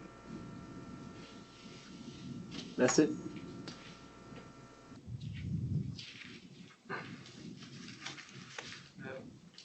Une question. Pouvez-vous revenir un peu sur la classe, j'appelle ça la classe d'indices, je crois, regrouper finalement différents indices. C'est que j'ai pas eu le temps de comprendre la logique. OK. Donc, il est là. Est-ce que vous pouvez nous décrire en quelques mots, oui. Est-ce que c'est un indicateur très, très robuste parce qu'il faut absolument, dès qu'un des indices n'est pas atteint, automatiquement l'indicateur combiné, si on veut, va démontrer que telle politique est régressive ou est-ce que c'est différent? Ce qu'on dit ici, c'est considérons un indice qui est additif. On est tout le temps dans la classe des choses additives. Qu'est-ce que je veux dire additif? Dès que je fais une intégrale sur l'ensemble de la distribution de revenus, c'est additif. Ça veut dire la somme du bien-être dans la société va être la somme des petits bien-être individuels. Si je prends cette structure-là, ce qu'on me dit ici, si vous regardez comme il faut l'équation d'en bas, je mets des propriétés sur les dérivés de la petite fonction. Ce que ça me dit, c'est que la première dérivée doit être positive. Qu'est-ce que ça veut dire? Ça veut dire si le revenu de quelqu'un augmente, ça doit augmenter son bien-être individuel, marginalement. On doit tous accepter ça. C'est mieux d'avoir un petit peu plus qu'un petit peu moins. La dérivée seconde est négative. Qu'est-ce que ça veut dire, la dérivée seconde négative? Ça veut dire que l'augmentation à un niveau de revenu élevé de bien-être, lorsque j'augmente de 1 $, l'augmentation de l'indice, est moins élevée que si j'augmente de 1 $ quelqu'un qui est situé dans le bas de la distribution de revenus.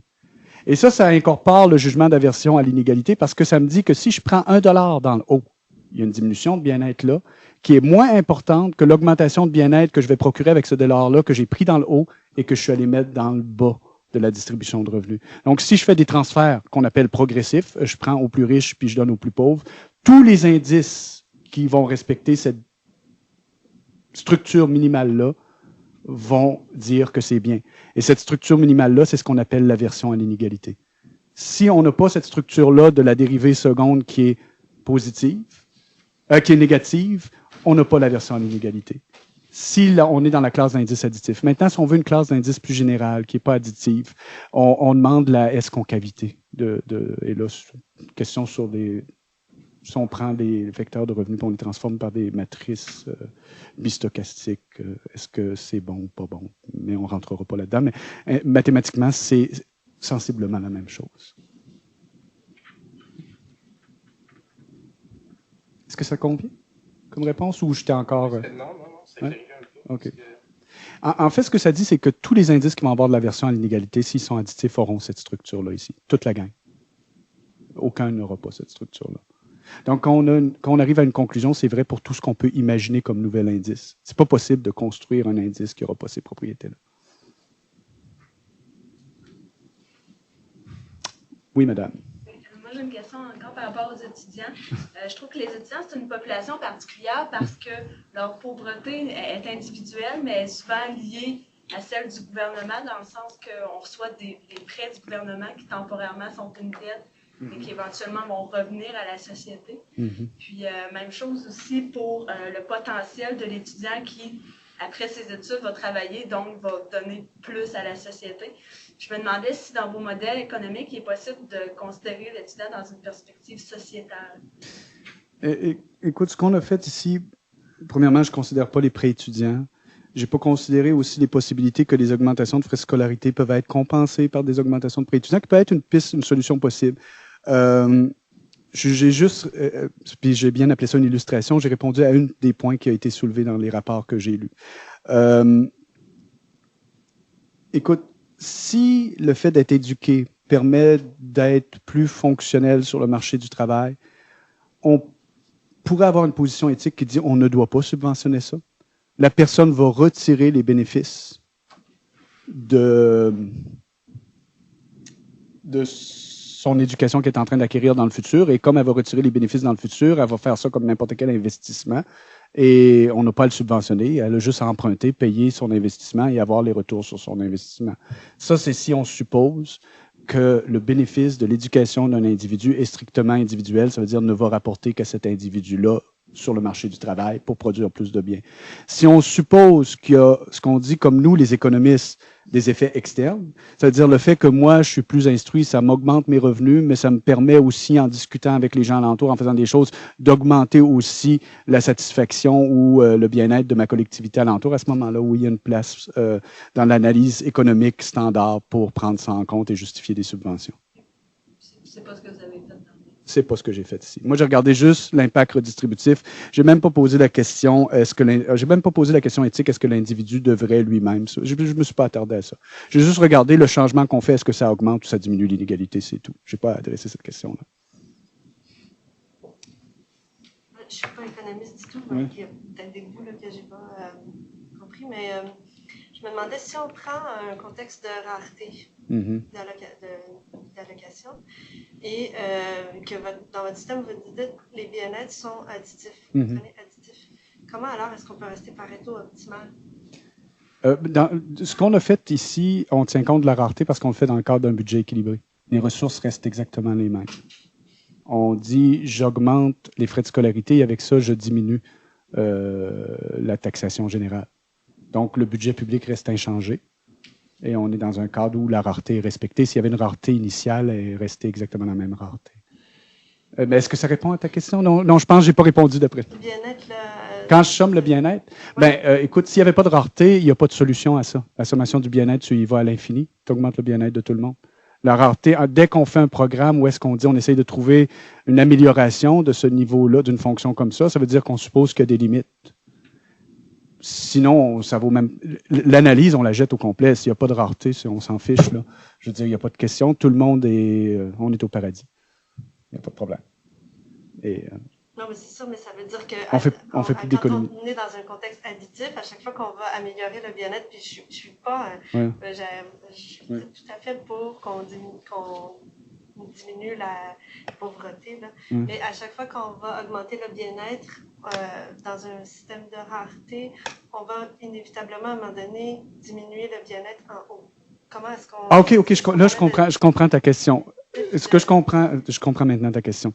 Oui, si on prend une taille de gâteau donnée, si on considère la société comme une taille de gâteau donnée, ce qu'on a fait ici intuitivement, parce qu'on n'a pas regardé des incitatifs économiques à produire plus ou à faire des changements.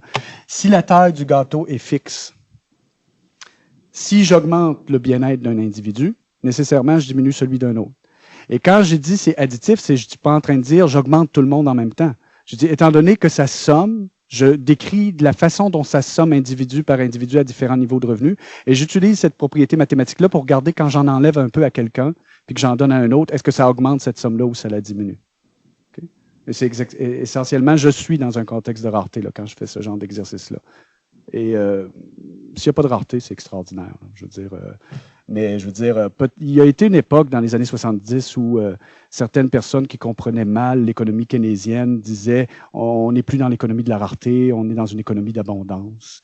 La conscience environnementale aujourd'hui nous ferait prendre en compte que la rareté, elle est réellement présente, ne serait-ce que comme être biologique, là, qui doit avoir certaines...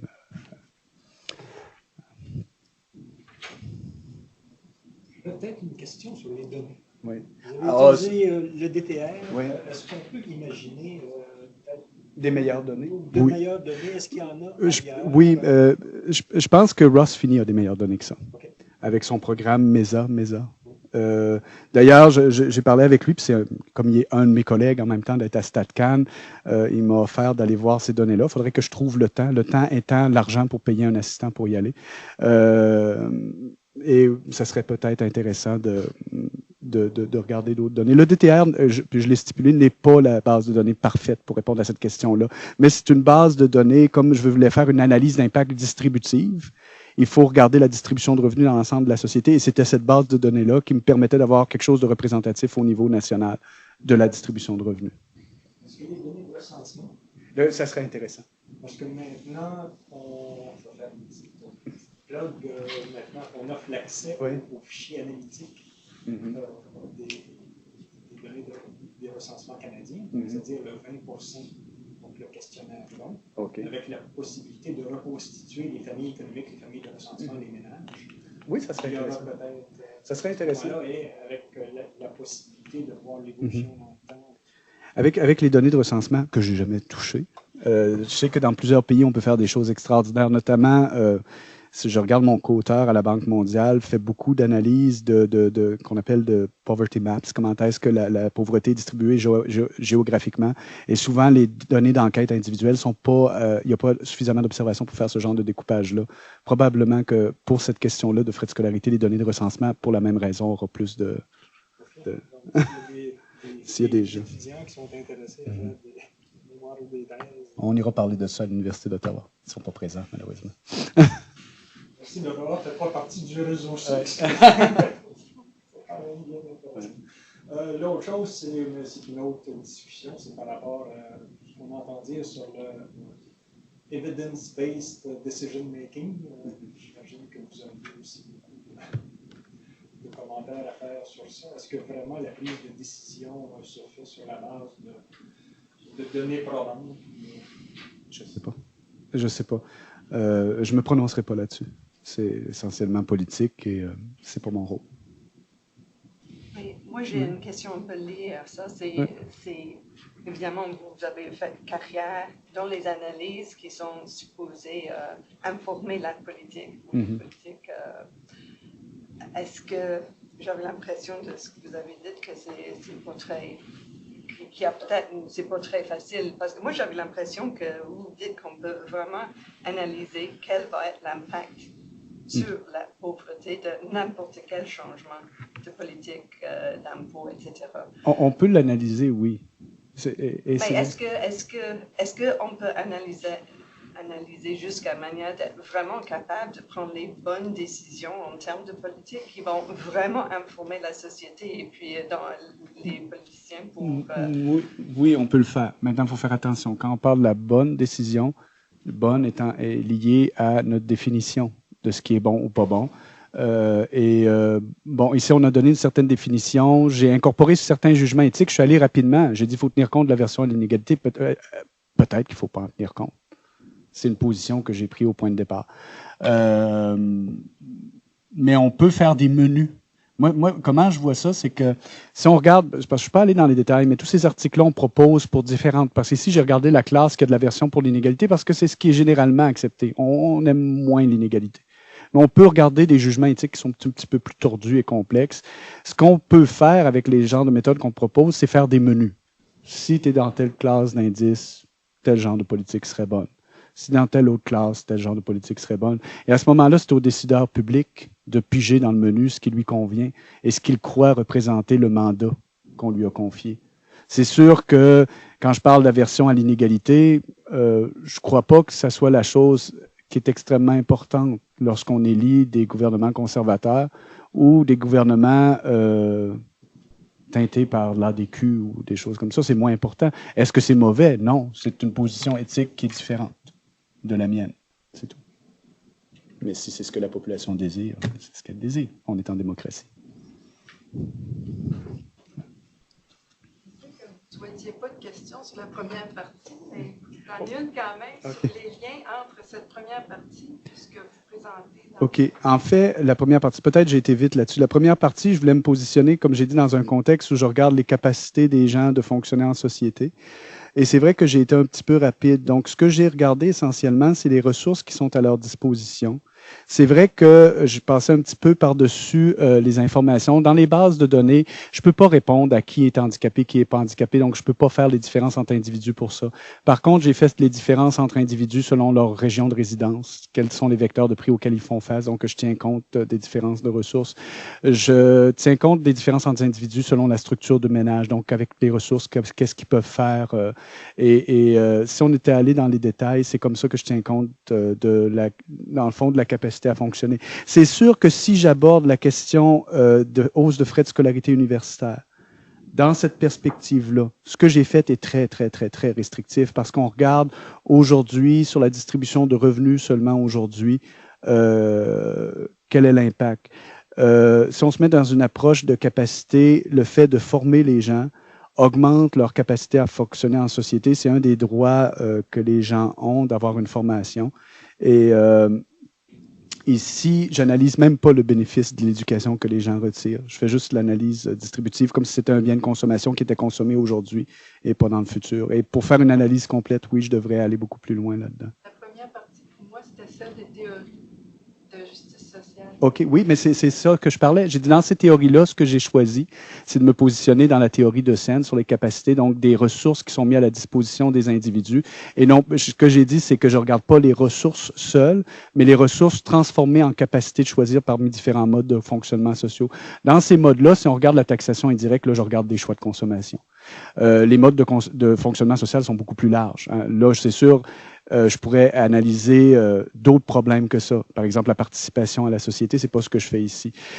Si je regarde les ressources au niveau consommation et que je veux faire la différence comme Sen demande entre les individus par rapport à leurs différences individuelles, je regarde les différences de structure de ménage, je regarde les différences de région et ça, je peux les intégrer. Ce que j'ai pas comme information et que j'aimerais intégrer dans les bases de données, c'est si la personne est handicapée ou pas handicapée. À ce moment-là, je voudrais mettre plus de ressources et je transformerais à ce moment-là le revenu avec ce qu'on appelle des échelles d'équivalence pour tenir compte de cette chose-là. Je ne sais pas si c'est bien répondu ou plus ou moins. Ou... Ben, je vous vois plus dans la ligne de race que...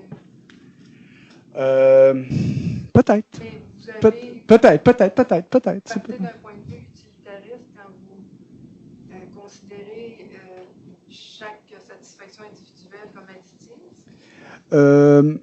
Pas nécessairement. Si on regarde l'équation qui est ici au tableau, j'utilise U pour utilité parce que c'est plus simple qu'on écrit en économie, mais la fonction qui est U ici dépend du niveau de revenu et pas basée nécessairement sur l'utilité ou le niveau de satisfaction qui est à ce niveau de revenu-là. Comme la petite fonction U ici n'est pas individuelle. C'est la même fonction pour tous les individus. C'est un jugement social que je porte sur le bien-être qui est obtenu au niveau de revenu Y. Si je voulais être utilitariste, il faudrait que j'aille l'information pour chaque niveau de revenu, l'individu qui est là, quel est son niveau de bonheur personnel qu'il a atteint avec le revenu qu'il a à sa disposition. En mettant l'anonymat, hein, parce qu'ici je mets l'anonymat en utilisant une fonction identique pour tout le monde, nécessairement j'élimine cette différence-là au niveau de la satisfaction individuelle et en imposant cet anonymat-là, la même fonction mathématique pour tous les gens, nécessairement, j'élimine cette différence-là entre les individus et j'élimine cette différence-là au niveau recherche de la satisfaction individuelle. Mathématiquement, c'est fait automatiquement. Parce que je porte un jugement sur tous les individus sans tenir compte du bonheur qu'ils ont atteint. Je porte un jugement sur les ressources. Celui qui a un revenu plus élevé ou le pauvre qui s'enrichit un peu, on considère qu'il est plus satisfait?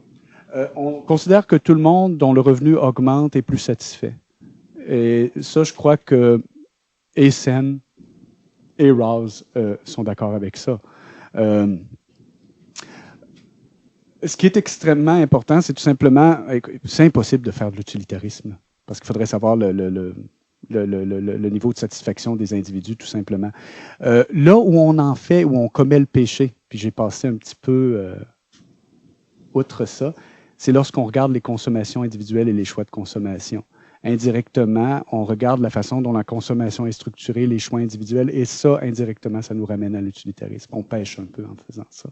Mais on peut le justifier d'une façon différente en disant, je regarde les contraintes budgétaires et je regarde comment est-ce que les contraintes budgétaires varient. Essentiellement, si je prends cette approche-là en regardant les variations de contraintes budgétaires, je vais arriver à peu près aux mêmes conditions, aux mêmes courbes de dominance de consommation. Mais pour un économiste, c'est plus facile à vendre, comme je l'ai fait ici, tout simplement.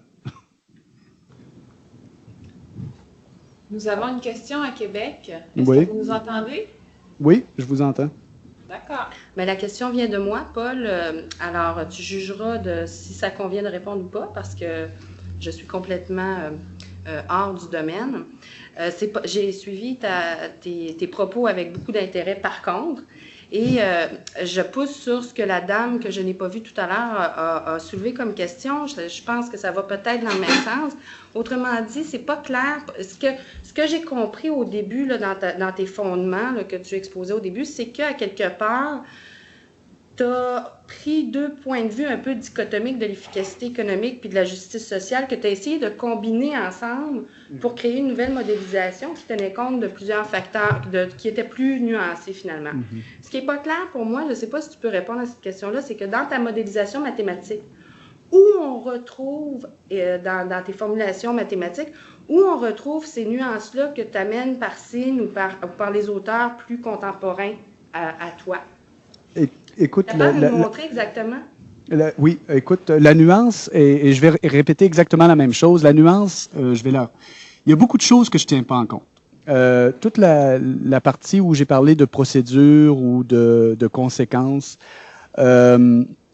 ici, la procédure que je préconise, c'est une procédure de changement de taux de taxation. Donc, c'est nécessairement injuste au niveau de notre ZIC. On parle de taxation, on devrait tout simplement les abolir. On ne devrait même pas regarder la conséquence sur la distribution de revenus, si j'avais une approche libertarienne.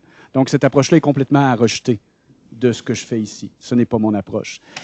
Si, par contre, je prends une approche à la Rawls ou une approche à la Sen, où est-ce qu'on regarde non pas les niveaux de satisfaction que les individus ont, mais tout simplement les ressources qui sont mises à leur disposition, que ce soit avec Rawls, les biens qui sont mis à la disposition des individus, ou avec Sen, les biens transformés pour se tenir compte de certaines circonstances. Ce qu'il faut essentiellement, c'est introduire l'anonymat sur qui reçoit les ressources. Je ne vais pas tenir en compte si, par exemple, le fils de Paul McDicey a besoin de toutes les consoles de jeux vidéo pour être heureux, et que s'il lui en manque une, il est malheureux. C'est pas un problème social, cette affaire-là, c'est un problème individuel, s'il y a assez de ressources. Et on ne doit pas redistribuer envers de l'enfant pauvre qui est tout heureux avec une seule console de jeux vidéo, dire oui, mais toi, tu es tellement heureux qu'on va t'en prendre un peu pour donner à le fils de Paul McDicey qui a besoin d'une console de jeux vidéo supplémentaire pour être heureux. Ça, on ne doit pas tenir en compte ça.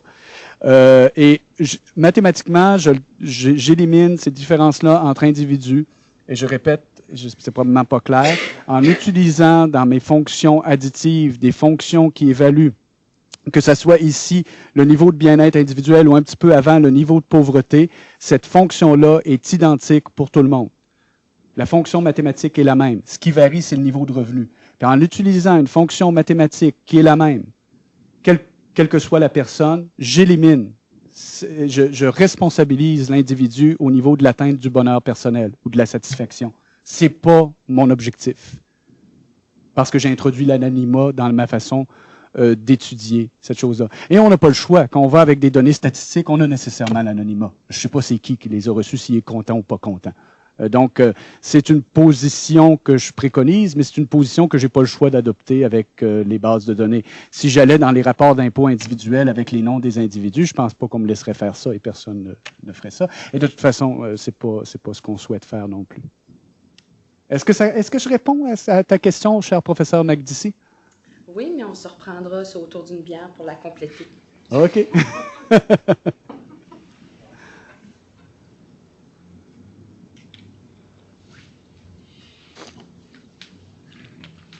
D'autres questions ou commentaires? Sinon, il me reste à remercier Paul McDicey encore une fois pour ce séminaire extrêmement intéressant. Merci.